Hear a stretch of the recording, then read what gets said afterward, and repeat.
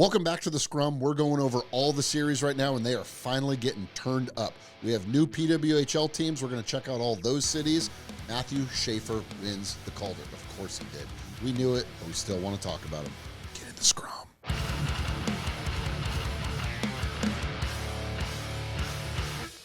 Nate, welcome back to our studio. You probably had a little trouble telling the difference between it and your digs at the NHL. Probably similar. It's good to be back. It's nice to be home. Nice to be back in the studio. You know, we missed you, but like we were saying, we watch you on. We'll be in the living room. I'll go, "Is that Nate? Is that Nate ringing in my ear?" I go, "Oh, it's a rerun on NHL Network. It is Nate in the kitchen." Hey, buddy. I was on a nice stretch there, wasn't I? Yeah, you were on one where, because our house, we have one TV that just stays on NHL Network, especially during the playoffs, like at all times. So it's on the wheel. Oh, it's on the wheel. You know all about it. I know all about the where wheel. Go, I thought I already watched the Minnesota Wild highlights, but now I'll sit down and watch them again. Why not? It's that, but it's you now. So thank you for that. So I'm in your living room. You are literally in my living room and my kitchen, right in my kitchen. And your kitchen. At all times. I'm making dinner, Nate.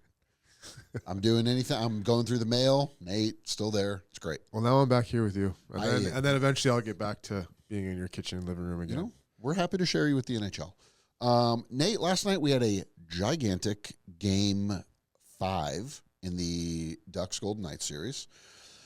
Didn't go the way Ducks fans were hoping. Well, it did until it didn't. It was a good game. Very problematic. We had Ryan Poehling go down pretty early from Braden McNabb, who in no way a typical dirty player. No, he's an honest guy. Honest guy, good guy. Just made a little mistake. I think overzealous would be the perfect word for it. Perfect way to put it. Trying to just lay the body early, which everybody's trying to do. Didn't really see Poehling. It's one of those things. You as a D, you kind of have to anticipate a lot. Sometimes you anticipate wrong. Yeah, and when you're committed to that, sometimes it's too late to back out. It's hard to pull the train back. And Braden McNabb, he hits hard. Yes. He has bone-crushing hits, and when he puts his body into someone, it's going to hurt, and that's what happened. Yeah, and if you're Poehling and you don't know you're about to get hit by it, that's a much worse spot. So hope he's all right. So yeah, hope Ryan's good. Ducks need him, so hopefully he's doing good and he's back soon. Then the game was it was a tight game. Ducks looked good, but we're having trouble solving Carter Hart. A typical Torts team. They're blocking shots. They're getting involved. And then Vegas was just like, saw a little window, scored a goal. Yeah. It's kind of what happened this whole series, really. Mm-hmm. I mean, I look at this whole series, and I think Ducks have outplayed Vegas for the most part. You go to every single game, and the sequences of offensive zone time and scoring chances and high danger chances, all those things, they're in the Ducks' favor. But Vegas is so good at managing the game, making the smart play, blocking shots, letting Carter Hart see the first, maybe have to make the first big save, not the second or third, and then waiting for their opportunities. Yep. Veteran team, that's good defensively, so they don't make a ton of mistakes. Yep. And that's what's kind of happened. Their veteran team just kind of keeps finding ways to win games. And in the playoffs, this is what it is. Like, every single game is different. Not one is the same. You're going to have to win, a game that you maybe don't play well, or maybe you played really well and you lose the game. And that's what happened last game, I think, with the Ducks. I thought the Ducks outplayed Vegas for the most part. I agree. And going back now for Game 6, they can hang their hat on the fact that they knew they've outplayed them, and you kind of have to take that into the next game. So I still think this series is going 7 games. Yep. It's been that close, and it's been a great series. And the Ducks have played really well. Like, there's some young guys that are getting they're getting unbelievable reps right now. To be able to play in a scenario like this and play against a veteran team like Vegas, who knows how to win, and they've been there before. So this series is awesome. I mean, I got to go to the Game 4 too, so we got to witness the greatness of the Ducks home rink. It was nice. Yeah, it was buzzing in there. Quenneville briefly mentioned that he coached another team. Not to bring you back there, Nate. that went home to win a Game 6 to tie the series up, and then went on the road to win a Game 7. And he briefly just said, I've coached in this situation before. I think the guys will be okay. And I was like, oh, man, He did it to the Ducks, and then now he's saying, "Oh, we're fine." I was like, "All right, Joel, let's see what you got, buddy." He did, and it's true because the Ducks are in a good position because he knows it. He's like, we played well. We're gonna go back. We're gonna win Game 6, and if you win Game 6, all the pressure moves to Vegas. They gotta go home, and winning at home in Game 7 is not easy. No, I've done it before, and then I've been on the side of it with the Blackhawks when Q was the coach. Yep. And that's what happened. We were fully confident, and we played a really good Game 6. I remember, but they found a way. They got good goaltending. They found a way, and then there was that feeling of like, oh shit. Oh, we're going back home for Game 7. We have another game. We have to try and finish these guys. Yeah. And we laid an egg in Game 7, and that was it. And they went on, and the rest is history. Yeah, yeah. So I think there's a lot for Q and these players to hang their hat on because he's been literally in every single scenario in the playoffs. Not just him, but like other guys on the team, like John Carlson and Alex Killorn. These guys have been around one cup. So I think that, I think that they're chilling. They're chilling right now. They're like, hey, we're good. I think it's got to be these guys have to think about it like you do in a game where they're like, we're just down a goal. Yeah. We have a chance to go get one. Yeah, it's easy. Let's just go get one. No big deal. We're fine. It's going to be interesting where Joel takes them. The other interesting thing is if a Game 7 happens, NHL, we got to talk about your scheduling, guys. They're putting Game 7 on Saturday at 2 p.m. That's nuts. The disrespect of a 2 p.m. game is insane. So they're playing Thursday night in Anaheim. Going to be a heated game, 100%. And then they're flipping around real quick turn to a 2 o'clock on Saturday. Yeah, that is a quick turnaround for sure. If you look at it that way as in hours, like that's because they're not going to practice. No, most likely. No, definitely not games, right? So yeah, that is an interesting way to look at it. I get the TV aspect of it. I get you want to show Buffalo Montreal, but Buffalo Montreal will be Game 6. Yeah, I know. So you're going to push a Game 7 to the 2 o'clock? That's the greatest thing in all of sports is Game 7. Right, it is. And they're like, I think you're right. I think Game 7 should always have priority for prime time. 100%. No matter what time zone it is. Absolutely should. I agree with that. Yeah, I do. It's tough. Agree with that. It's tough. Some other great things going on in Vegas. This isn't something we normally jump into, but we want to start to and make sure we're shining a light. City of Las Vegas is getting a PWHL team. Ooh. Along with, announced last week, so it's not part of the new news, but shout out to because it's cool, going into Detroit and then also going into Hamilton, Ontario. So pretty big markets, pretty fun spots, all very different, and I think all super strategic. The PWHL is doing such a good job, like a little small market, a little new market, a little old school market.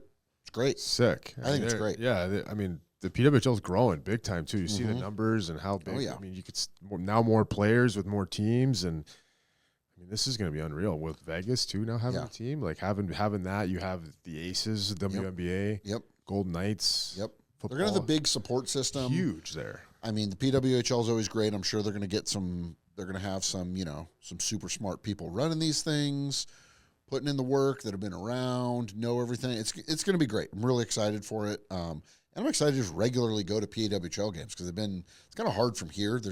You either got to go up to Seattle, you got to go back east. It's tough. So that's true. Now we're close. Now we're close, and I think Vegas is going to get a ton of California kids that are just become fans of that team because it's the closest. Well, think about how many young girls are playing hockey there in California, how big it is here. Yeah. And now you have that PWHL team that close. Yeah, that's their team now. You're right. They're locked in. I didn't even think about that. That's a good point. Oh yeah, they're locked in. It's awesome. It's so good for them. I'm really excited about that.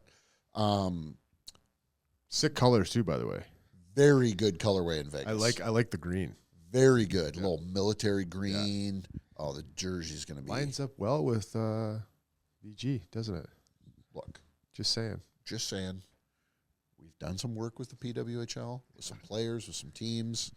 If anybody that works in Vegas wants to reach out, we'd love to talk to you. We'd love to meet you, get to know you a little bit. Let us know. Let us know. Let me know too. Yeah, let Nate know. If you talk to Nate, anywhere. Our line is open for you. We've been chilling a little bit today, hanging out in the studio, chit-chatting hockey for, I don't know, over an hour, which we seem to do. Somebody else that's chilling pretty hard, our friends at the Carolina Hurricanes. They could just go on vacation right now. Stogie just chilling. Oh, yeah. Just chilling. I don't know if you saw the clip in the locker room. They celebrate, you had told the story of that Marty St. Louis during his playing days would always try to yell for a day off. Oh, yeah. And they're in the locker room and they won and they got 2 days off. Oh, I mean, why wouldn't they? And they're all, it's so fun. You realize hockey players are children in these moments. Because they were so excited about winning the series. Cool. That's one thing. Great. We're in the playoffs. We just won a series.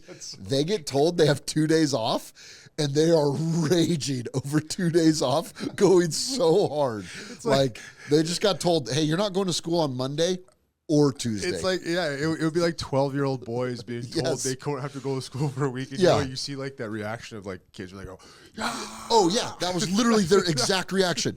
Was exactly that. They're screaming. Because I know the feeling. Because you're literally in the locker room and you're looking around and they say, Coach goes, not 1 day off, but 2 days off. The boys are like, yeah. Losing their minds, which is so fucking funny as an outsider because when I break down their actual days, I'm like, my guy, a day on means you work out and then play hockey with your friends for an hour. I mean, it's a little more intense than that. I mean, how many mentally too? Sure. I got to play devil's advocate a little bit. 3 hours total is what we're talking? No, because it's an all-day thing, Hammer. You're getting up, you're preparing, you're going to the rink, you're coming home, it's a full day thing. I will say, in the playoffs especially, hockey players do have a good way of taking something and making a real process out of it. So I can see that mentally they're like, well, I can't play golf in the afternoon if we have practice because guys are fucked. I'm a mental case. I got to do this. I got to do that. Yeah. I'm not going to name names, but we had a player that comes by a good amount, lives nearby, and one day he was razzled. He had a lot of stuff to do. It was his day off, but he had a lot of stuff to do. And these things included getting a propane tank and buying stamps. And he was in a blender over I got some shit to do today, guys. This isn't just a day off. This is not me, by the way. It's not Nate. It's not Nate. We had another player who was in a blender mentally, and his wife let us know it was because he had gone to 2 places and they had no limes. And he's like, "This is my day off. I'm at a 3rd grocery store. How are places out of limes?" Couldn't comprehend running errands. I know it sounds crazy coming from the outside, but you got to realize that we don't have weekends. We don't have. That's true. We're working 7 days out of the week. That's true. That's all fair. Could be 10 months straight. That's true. Right? Oftentimes in a place you're not from. Yeah. So you don't have. Sometimes your days off aren't at home. Sometimes your days are off on the road, which is a much different days off. Which also means you're not getting shit done. You're not returning your Amazon package. So when you have a day off at home, and when a coach says, not only do you have 1 day off at home, you have fucking 2 days off. 2 days. At home. You're it's another level. Mid playoffs, are guys? Are they playing? Are they going to play? Will they play a full 18 holes? With 2 days off? In the playoffs, they will? Yeah. They're good for that. Yeah. Okay. They're fine. You think guys were booking tee times in the locker room that day? I bet that night. That night. Freddie's texting. That night, they're already like, hey, boys, where are we golfing tomorrow? Freddie's texting a guy at the course like, dude, we just got 2 days off. Yeah. I need 2 carts. We need this tee times blocked off. We need 2 carts at 10, and we need 2 carts at 12:30 to start back to back. Exactly. That's actually no, we're not. We're bringing the whole team. We're doing a shotgun start. Shotgun start full team. That's great. Somebody will do that for him in Carolina. I mean, I'm sure. I mean, that's why winning is so fun. Yeah, that's why winning is fun. It solves those other things that go with it. Yep, it solves all problems in sports. Winning is fun, and you get days off. Yeah, that's it. Enjoy your days off. There's a slogan. Winning is fun. You get days off. That's it. Coach Nate. Let me tell you who's having not as much of a relaxed time. Our friends in Montreal and Buffalo. These have been some of the most chaotic, insane games of all time. It is the only series that I feel like has happened thus far that feels like it's a playoff series from the fucking 90s. It's been heated at times. There's been We're running goalies. There's sucker punches. There's good goals. There's junk goals. There's a goal from center ice that goes off a stanchion and goes in. There's everything. It has literally everything. It is the most fun series that's happened across the league so far. To you, from failing hands, we throw the torch. Be yours to hold it high. Wow. Now, parlez-vous français? No. No. I just had to add that in because we were talking about it pre-pod, and we were talking about that people don't know why they carry the torch out there. It's because it's basically an element of that player. You're passing it on to the next player. You're carrying the torch. You're carrying it on, and that's why they do that. And so people always wonder, like, why are they carrying a torch out there? Why is there fire? You know what I mean? That's why.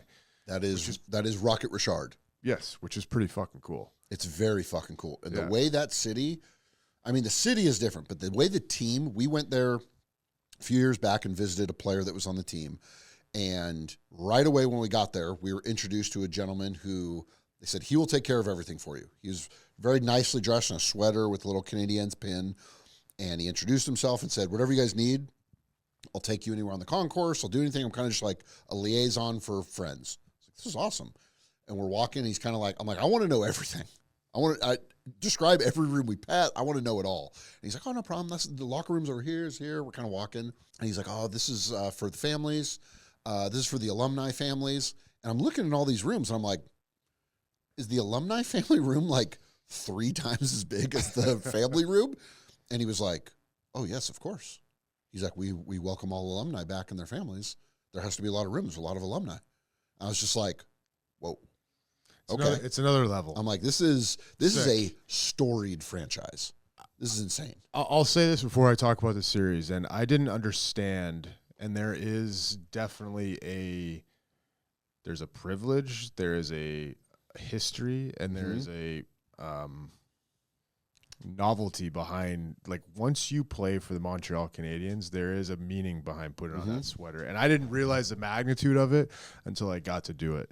Yeah. And now seeing, like, this series and how crazy the fan base is, and how insane, how loud it is in there, and how cool it is that they're bringing in past players to carry the torch, which we'll try and guess after I talk about this series a little bit, but who are they bringing next? But this is another one for me, too. I think that, like the Vegas and Anaheim series, Montreal has kind of controlled this series, too, the play of it. Yep. And Buffalo has been opportunistic. Yeah. And they have players to be opportunistic, to score. Oh, yeah. They do. They have that. But it's been close. It's really, really close. But I still think that Montreal, for me, has been the better team. I know I'm biased, but I just think that the way they played, the way Dobish has played, and now their big guys are starting to kind of feel their game. You could see it, and they're still getting depth scoring. I mean, fucking Alex Newhook, like, holy shit, this guy's been on fire. So, and that's what you have to do to win. And so, I don't know, this going back for game, like, they're going to play Game 5, Buffalo. That's going to be crazy. That's going to be a big one. We glazed the city of Montreal super hard. And gave them all their flowers. We did. Now I know. We're going back to Buffalo, and I'm going to let you get to that. The motherfucking Blade Gang. That epitomizes the entire city. They're just a gang of dudes rolling around town, hyping people up. They got enough coverage that the team brought them into the building, let them rollerblade in, and bang the drum to start the game. This is the city of Buffalo. It's blue collar. It's hardworking. Yeah. They do not give up. You're team, right. There might not be another team that the team embodies the city as well.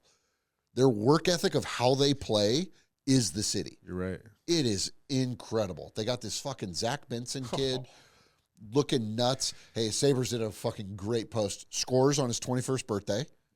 Sick. And then the Buffalo. I didn't see the post. The Buffalo Sabres, great post, because obviously they understand the world. They put a beer in his locker with a bow and said, "Congrats on the goal. Enjoy your first beer on us." I'm sure it's his first one. For sure, Benson's first beer. First beer ever, yeah. Like, oh, thanks, guys. He's a giant mosquito. 100%. I mean, you see, and he's still, the thing is, it's nuts when you're still making waves in past series. Charlie McAvoy just got suspended six games for slashing the shit out of it. I mean, it was That wasn't a slash. That was a tomahawk. that was a full-blown tomahawk. And the worst part about He was chopping wood is what he was doing. it felt so premeditated. Like there's one thing when you're kind of in it. But like I can understand though. I could feel what Charlie McAvoy was feeling. You've been there. Like I know that like, oh my, you just see red. Yeah. You don't know what you're doing. But for it to last, usually you're like in the heat of battle and then you chop someone. You're like, oh, fuck. He had to get up and fucking go over. He had to travel to get to him.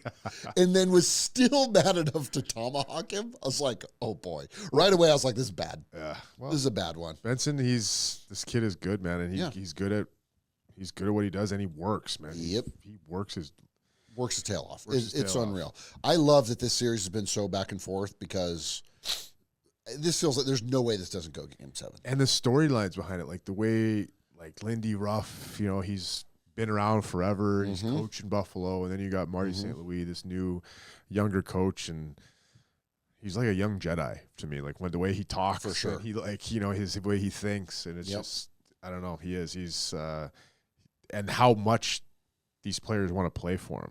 Oh yeah, that's like they he's talk that perfect age. Oh, they talk about him, like he is, like their father almost in a way, right? And I forget, was it Dobish who, I forget, it was 2 games ago when they won, and he said before the game, Marty gave us a speech that I'll remember for the rest of my life. Yeah. And they said, oh, can you share some of it? And he goes, absolutely not. No. I'm like, he must have said some insane shit. I'm like, he must have had some great stories, some great, like, I would love to hear just an excerpt of what that was like. Even just summarize it, because I bet it was so good. I mean, I tweeted it. I said, I'll say it again. Like, I felt lucky enough that I got to play with Marty, and like I loved it. Like he was so fun to be around. He pushed guys when they need to be pushed. Yeah. He was serious when he knew he's the best teammate. Yep. So I envy those guys, and I can only imagine what it would be like to play for him. Yeah. Like, I would love to play for him. Yeah. So Unreal. He's doing a great job. So we look for 7 on that one. Nate, I have a little bit of beef, and now that you're in person, I kind of want to say this to your face. We got these pieces from Caliber that you kind of held off on us because you didn't want us to also have them. We kind of went over that. We kind of squashed that, but then now you kind of been dodging us. Oh, I see the piece behind you. Yeah, no big deal. Yeah, it's nice. You kind of been dodging us a little bit now. We keep trying to play golf. You go, oh, sorry, I'm going to be at the NHL Network for 2 weeks. I'm like, 2 weeks? They didn't hire you for 2 weeks, buddy. We're talking, we're like, oh, he's probably doing 1 NHL on the fly. Okay, 2 weeks, guy. Oh, I have my kid. Sorry, me and my daughter are doing stuff. I'm like, you're a dad. Like, he's really making up some creative shit to get out of this. Because let me tell you, I've been putting in the work with the Caliber piece. Okay. I'm starting to feel the flow. It's a little bit of an adjustment. But once you feel the flow with it, a lot of swinging nice. A lot of that. Oh. I'm feeling it now. I've been going over to the range and to the little putting area and just having a lot of weird conversations with people. I don't like talking to strangers that much, and a lot of people. They're probably wondering what you got. They're like, "What are you working with over there?" They see me. The thing is, what are you working with down there, buddy? What do you got over there? I see you sinking them from a mile away. You look locked in. You look like a mongrel. What do you have over it? And I'm like, oh, let me tell you about Caliber Golf. Let me show you what I'm working with here. Let me tell you about Caliber Golf, brother. You got 15 minutes? I pull out my phone, show them the Instagram, make them follow. But we'd like to get you out there. So maybe if we can, I don't know if there's somebody at the NHL Network or an agent or somebody. Why don't we figure it out? We can, I mean, it's golf season. It is. Well, for some teams. For some teams, it's golf season. I mean, if you're out of the playoffs, season for us too, probably. If you're out of the playoffs, or if you're the Carolina Hurricanes, it's golf season. Yeah, or if it's Carolina Hurricanes. Motherfuckers are just flipping it. Carolina Hurricanes are the only winning team that's playing golf in freaking May. Logan Stankoven's like, man, I didn't know I can keep my handicap down during the playoffs. Yeah, I thought there'd be a little cooling period, but good. Not right now. Huh? Interesting. That's nice. Well, hopefully we can get together because May is a big month in the mental health world. And we've been, working on checking on our teammates. We've been pumping the check on your teammates. We are taking check on your teammates, and we are amplifying the fuck out of it. I love it, by the way. Not just this year, but forever. it's been fun, and it's spawned some great conversations. We've talked about our boy Bobby from Ottawa here. We talked about we're having some great, meaningful conversations, and I just hope it's causing other people to have conversations. That's it. I think it is. I mean, I'm loving the new check on your teammates Instagram and seeing people post about why they do, like why they check on your teammates. Yeah. What helps them, what they do. I mean, I love that. Like the one with like Biggie, and then there's Luke, and just so many of my friends. Like you had great ones. You had a great tip, because typically I'll think of somebody and I'll be like, you know what? I haven't heard from them. I got to give that guy a call. And, sometimes current day people have their lives are slammed out and scheduled and they don't pick up. And I just go, okay. Your tip of like, just go down the line, baby. Everybody needs help. That's right. Just call somebody else. They didn't pick up. Try again. Move on to the all next. of a sudden, you're gonna have 3 or 4 guys calling you back. Put them all into one call. How are we all doing? There you go. Then we do a big joint FaceTime. Yeah, I go. Chat. I go. You know what, Nate? I'm gonna add Sully into the call. He needs some help too, I'm sure. Come on in, buddy. Yes, he does. Water's warm. Let's chat. It's the best. So yeah, check on your buds. Check on your teammates. If you need to be checked on, sometimes the check out gets you the question back. You said it right there. So feel free. That's it. So maybe checking on someone else, you're checking on yourself. So too. be cognitive. If somebody hits you up and asks how you're doing, they might need it also. So make sure you reciprocate. Exactly. Good rule well there. said, Hammer. Tough times for a couple guys in the league right now. Mr. Craig Berube and Mr. Knobloch. Craig Berube, I feel like he's so old school. I feel like he doesn't give a shit. He gets fired. He's like, whatever. I'll get another job. Knobloch, I feel like they're disrespecting him. Yeah. I feel like word coming out that Vegas blocked the Oilers from interviewing. That's like finding out, that's like your buddy being like, hey, I think I just saw your girlfriend on the boardwalk at, on a date. And you're like, what? Are we not official? I thought we were fit. Like, and then she's like, well, we didn't make it official. I thought we were just dating. And like, that's what it feels like is happening.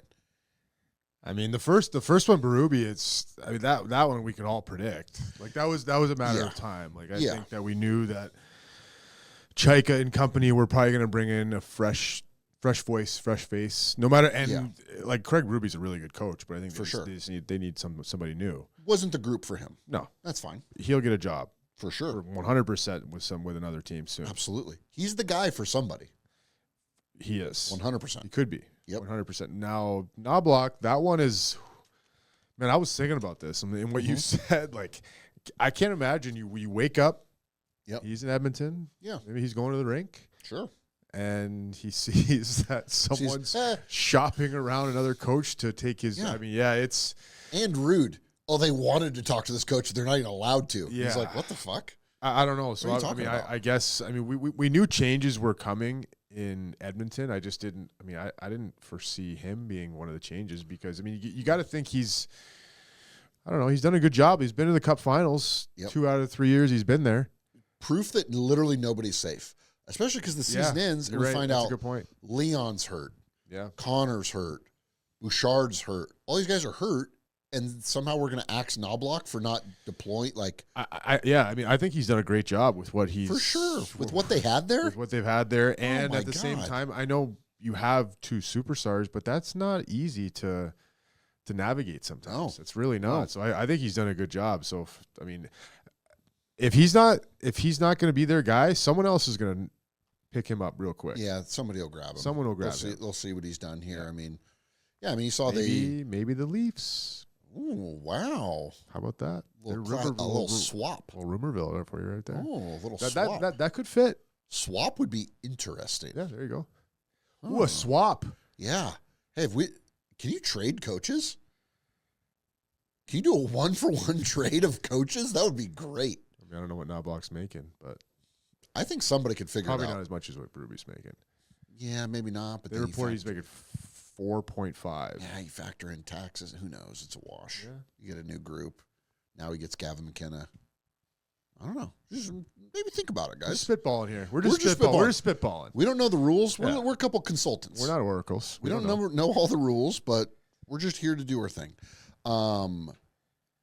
Nate, this morning, I was watching Good Morning America, as I do every morning, and saw that Matthew Schaefer was a guest. They freaking blindside this little rascal and surprise him with the Calder Trophy. That's sick.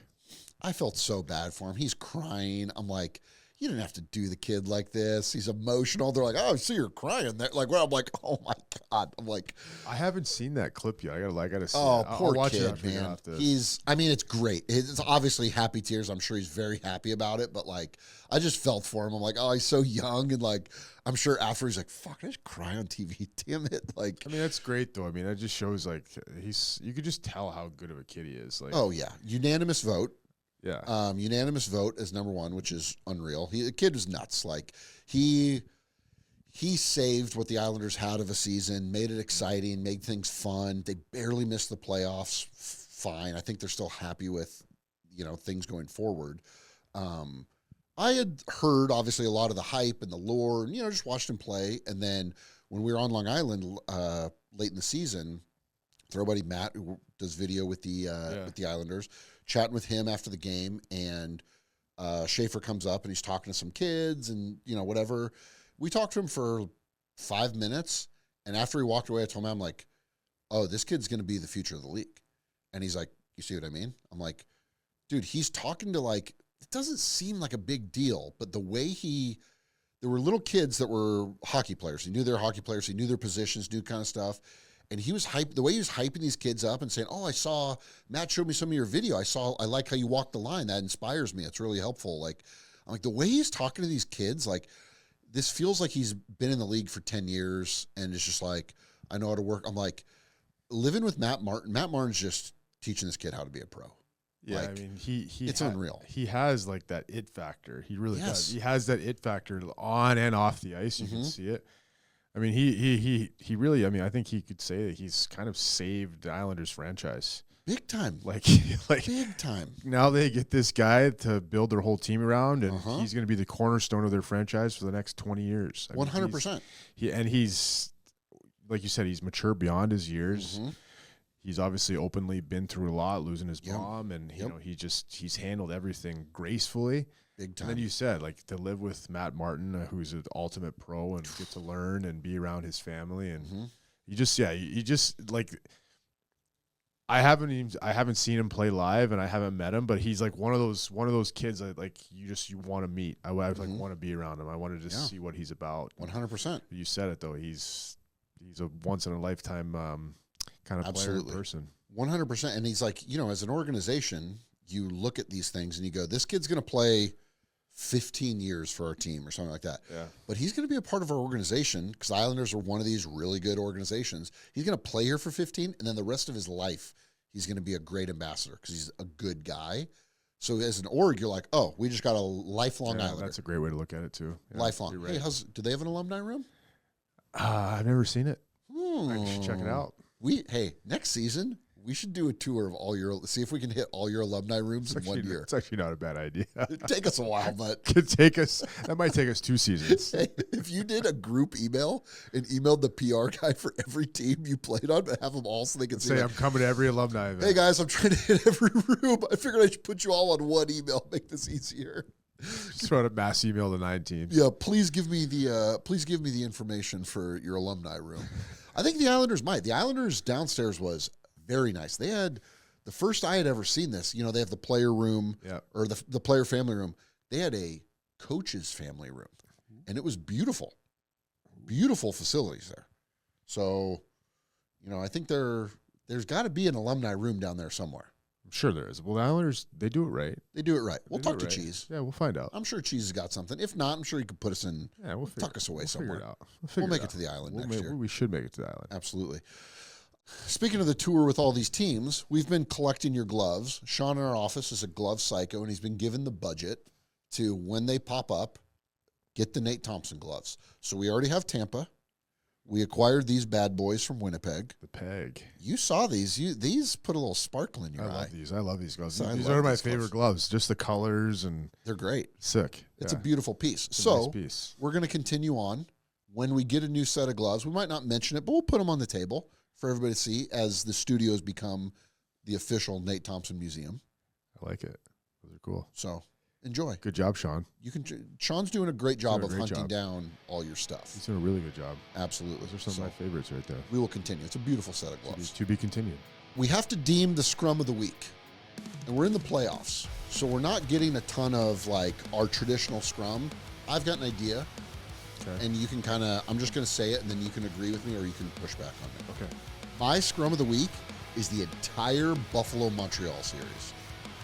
I love it. I was trying to think, and that is actually that is because I didn't want to isolate anything because there's a lot of scummy things that have happened. There's been some sucker punches and some that, but this series has it all. It's very old school thought to be like, have we tried running the goalie?